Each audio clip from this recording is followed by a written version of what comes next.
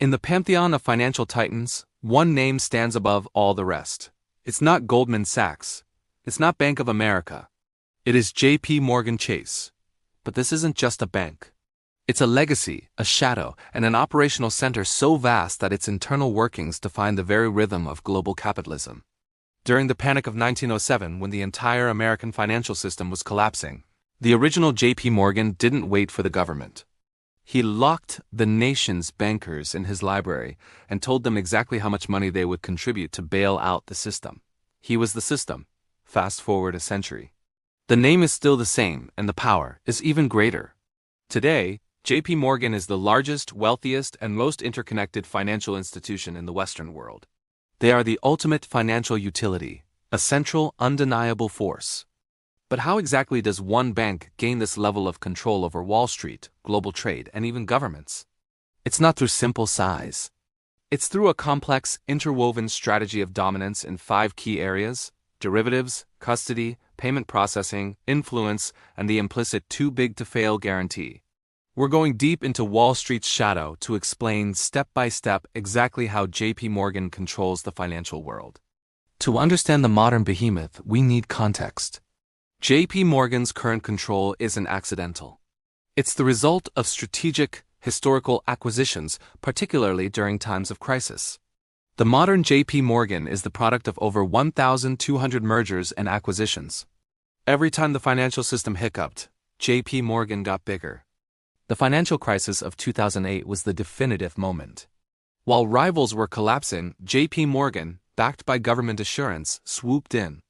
They bought the failing investment bank, Bear Stearns, for a fraction of its value, and acquired the massive consumer banking assets of Washington Mutual.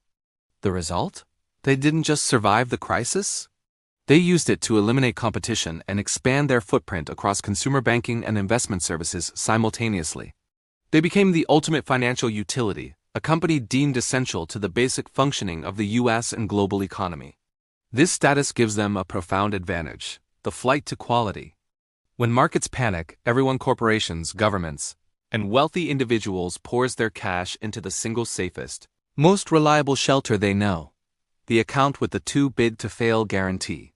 That means more deposits, more capital, and more power flowing straight to J.P. Morgan. But their real financial dominance isn't in checking accounts. It's in the market that most people don't even know exists: derivatives. If consumer banking is the store's front window, then the derivatives market is the dark, intricate engine room. This is where J.P. Morgan's control becomes truly systemic. Derivatives are financial instruments whose value is derived from an underlying asset, like interest rates, stocks, or commodities. They are essentially bets on the future. The sheer volume of this market is staggering, far exceeding the size of the world's actual economy. J.P. Morgan consistently holds the largest derivative book of any major U.S. bank. The notional value, the total value of all the contracts they manage, runs into the tens of trillions of dollars. When banks trade derivatives, they are trading with each other. Because J.P. Morgan is the largest player, they are the central counterparty to nearly every other major bank, hedge fund, and corporation in the world. They are the knot holding the financial net together. If J.P. Morgan were to fail, the entire web of derivatives contracts would unravel, causing a chain reaction of counterparty failures across the globe. This isn't just about J.P. Morgan's money. It's about the entire system's money. This reality is the source of their political and regulatory leverage. They literally hold the system hostage.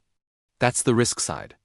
But how do they control the day-to-day flow of money, the actual blood pumping through the global economy? The answer lies in custody and payment processing. Think about this. J.P. Morgan acts as the custodian for over $30 trillion in assets.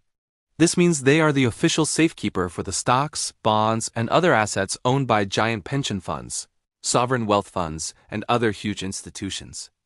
They don't own these assets, but they hold them. They track them, and they earn fees on every single one of them. This gives them an unparalleled, bird's-eye view of who is buying and selling what across the entire global market, providing them with intelligence that is second to none. Then there's payment processing. Every single day, J.P. Morgan processes trillions of dollars in payments, from massive corporate transactions to international wire transfers. They are the plumbing of the financial system. If a major corporation in America wants to pay a supplier in China, There's a very high chance that money flows through JP Morgan's network. This makes them indispensable to global trade. It's a constant, low-risk, high-volume business that generates immense, stable profits and reinforces their central role. This operational dominance translates directly into political influence. The term revolving door was practically made for firms like JP Morgan. Top executives seamlessly move between the bank's C-suite and high-level positions in the U.S. Treasury, the Federal Reserve, and other regulatory bodies. This creates a network of influence that ensures the bank's interests are always well represented when new laws and regulations are being written. Their CEO, Jamie Dimon, isn't just a bank executive. He's a global statesman consulted by presidents and prime ministers. This influence, combined with their systemic importance, forms the final unbreakable layer of their power, the too big to fail guarantee. This isn't an official policy you can look up in a law book. It's an implicit understanding among regulators, politicians, and the market itself. JP Morgan is so large, so interconnected, that the government could never allow it to fail without risking a complete collapse of the global economy. This creates a moral hazard. It means they can take on more risk than smaller competitors, knowing they have a government backstop. It allows them to borrow money more cheaply and attracts capital during crises, making them even bigger and more powerful. So when you see the JP Morgan logo, don't just see a bank. See a financial utility, a global custodian, a payments network, a political powerhouse, and a derivative king, all wrapped into one. It's a modern empire built not on land, but on the very flow of capital itself, a shadow on Wall Street that, in many ways, has become the system itself. When a huge pension fund in Norway wants to buy $500 million worth of Japanese bonds, who actually holds those bonds? Who makes sure the interest payments are correct? And who handles the voting rights? The answer is a custodian bank. JP Morgan's Custody and Fund Services division is an absolute behemoth. They are the financial world's biggest, most trusted digital vault. JP Morgan manages trillions upon trillions of dollars in assets for institutional investors, sovereign wealth funds, and mutual funds all over the world. As the custodian, they get an incredible, real-time X-ray view of the entire global financial system. They know exactly where the big money is moving, what assets are being bought, and in what quantities. This proprietary information about capital flow is priceless. They don't just know what they're doing. They know what everyone else is doing. This information advantage allows their own investment banking division to anticipate market movements and structure deals with unparalleled insight, cementing their position as the go-to underwriter for the world's biggest companies. But the control doesn't stop at information. It extends to the very instant money moves from one point to another. Try to wire $100,000 from a small bank in Germany to a corporate account in Singapore. That money doesn't just magically appear. It has to travel through a series of intermediary banks or correspondent banks to clear the transaction, especially when dealing with different currencies. JP Morgan is the undisputed king of correspondent banking. They handle the highest volume of cross-border wire transfers in the entire world. Through the SWIFT network, the global system for interbank communication, JP Morgan acts as a main artery for US dollar transfers. Since the dollar is the world's reserve currency, this role is incredibly powerful. It makes them a primary enforcer of sanctions and anti-money laundering rules for governments. If the US government wants to cut off a rogue state or a criminal organization from the dollar system, they lean on banks like JP Morgan to refuse the payment. This gives the bank a quasi-governmental power. They are the essential gatekeeper for global dollar commerce. A simple decision by their compliance department can instantly cripple a company or a smaller bank just by denying them access to dollar clearing. This is financial control at its most fundamental level. This incredible financial power translates seamlessly into political leverage, a powerful, invisible influence in Washington and capitals around the globe. Financial power inevitably becomes political power. JP Morgan doesn't just lobby Congress. They are a key part of the revolving door that connects Wall Street and Washington. D.C. former JP Morgan executives frequently cycle into high-ranking government roles, including positions in the Treasury Department, the Federal Reserve, and regulatory bodies like the SEC.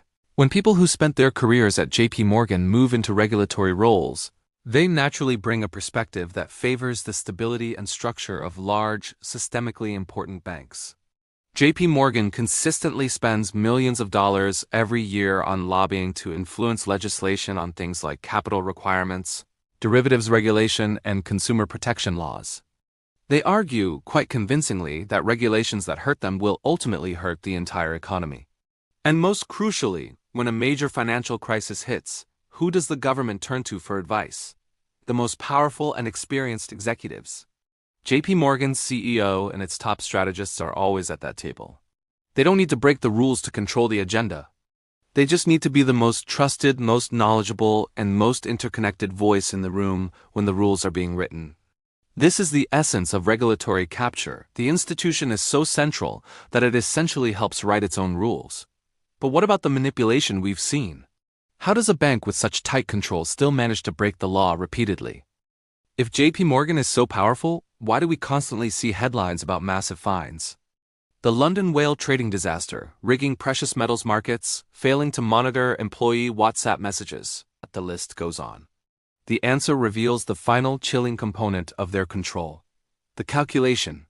For an institution that pulls in tens of billions of dollars in profit every single year, a $920 million fine for market manipulation is just a cost of doing business. It's a simple equation. The profits they make from aggressive, and sometimes illegal, trading often far outweigh the expected cost of any future penalties. The bank makes a calculated risk, betting that the profits are worth the inevitable fine down the road. They also have a sort of get-out-of-jail-free card. The system is called a Deferred Prosecution Agreement, or DPA. Here's how it works. The bank admits they did something wrong, pays a huge fine, and promises to clean up their act. In exchange, the company itself avoids a criminal conviction. Why is that so important? Because a criminal conviction could cause them to lose their banking charter, effectively putting them out of business. So JP Morgan controls Wall Street not just through its legitimate power, but through its ability to operate right up to, and sometimes over, the legal line. They know their sheer size offers an almost unbreakable legal and economic shield. So let's wrap this up. We've mapped out the 5 pillars of JP Morgan's control: their central role in the derivatives market, their vast custody business, holding trillions in assets, their chokehold on the global payment pipeline, their unmatched political influence, and the ultimate advantage of being simply too big to fail. This isn't a simple story of a comic book villain. It's a story of systemic, interwoven power. A power so essential to the global economy that the institution itself rises above the very rules designed to govern it. JP Morgan is the ultimate financial success story of the 21st century. But that success casts a long shadow. The risk that one company's massive control over the world's money makes the entire global system more fragile and less fair for everyone else. So what do you think? Should a bank that's truly too big to fail be broken up into smaller, less risky pieces? Or is JP Morgan's stability actually necessary to prevent a global economic collapse? Let me know your thoughts on the ultimate question of financial control in the comments below. If you want to keep diving into the complex forces that shape global finance and power, hit that like button, subscribe, and ring the bell so you don't miss our next video. Thanks for watching. And be careful where you bank.